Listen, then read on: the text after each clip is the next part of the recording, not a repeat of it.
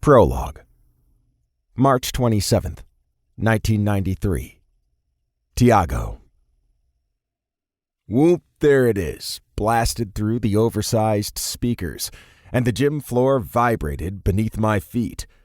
The song was so catchy I tapped along with it, even after hearing it 1,000 times.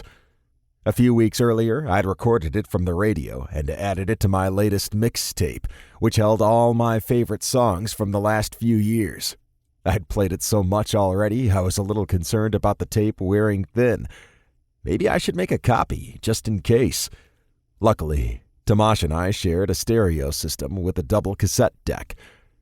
I kept tapping my foot as I scanned the gym. The prom committee had done a great job decorating, making a real effort with the rather uninspiring moonlight theme.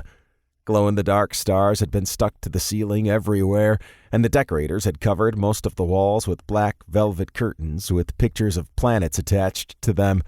A little cheesy, but low-cost and effective, and it created a fun atmosphere combined with the strobe lights that replaced the harsh fluorescent tubes that normally illuminated the gym. A sea of dresses and tuxedos crowded the small dance floor, the air so stifling hot that some corsages were already wilting. I stuck a finger behind my red bow tie and tried to loosen it a little. I was sweating my ass off. Oxygen was in short supply, overpowered by a mixed bag of cologne, sweat, perfume, and teenage excitement, or angst, depending on who you asked. Probably 50-50, I'd guess. My graduating class only held 29 students, so our senior prom also included the juniors. That way we'd at least have somewhat of a sizable group, or as Tomasz had put it, so the 17 boys in our class didn't have to dance with the same 12 girls all night. He had a point, though I couldn't say I cared too much. I wasn't here to dance with a girl anyway.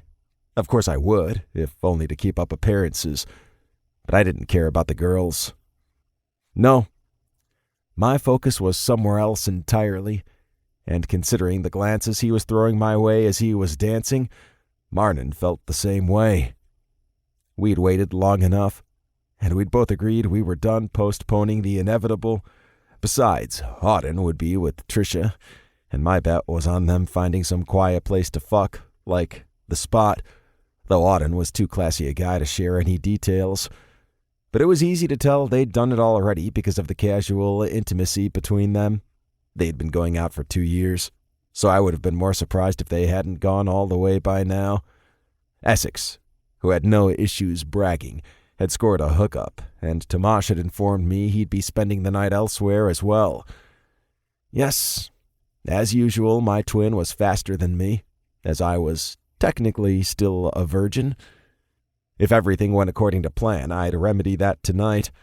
But Tomasz had lost his V-card a full year before me. He'd scored with the quarterback of the Loudonville Lions, our major rival in football, for fuck's sake. Leave it to Tomasz to not only have sex first, but also do it with the least likely person I'd ever expected. Then again, his fling with Samuel had shocked me as well.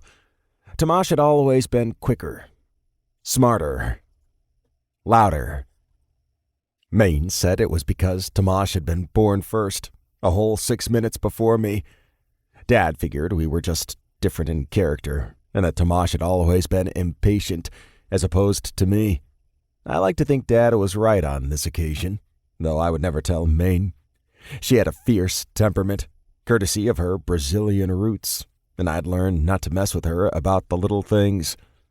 As if he knew I'd been thinking of him, Tomasz popped up beside me, a thin layer of sweat covering his forehead. Damn, Brianna can dance. Dude, what did you expect? She's the captain of the cheerleading squad. That girl's got the stamina of the Energizer Bunny. Yeah, no kidding. Phew.